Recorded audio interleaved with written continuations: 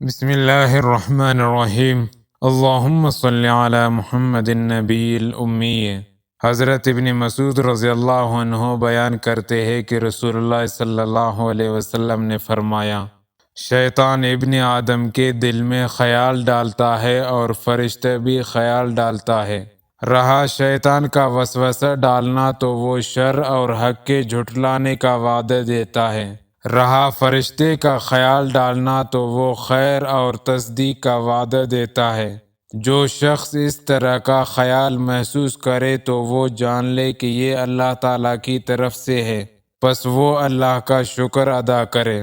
اور جو شخص دوسرا خیال پائے تو وہ شیطان مردود سے اللہ تعالیٰ کی پناہ طلب کرے۔ پھر آپ صلی اللہ علیہ وسلم نے یہ آیت تلاوت فرمائی، شیطان تمہیں مفلسی کا وعدہ دیتا ہے اور برے کام کی ترغیب و حکم دیتا ہے۔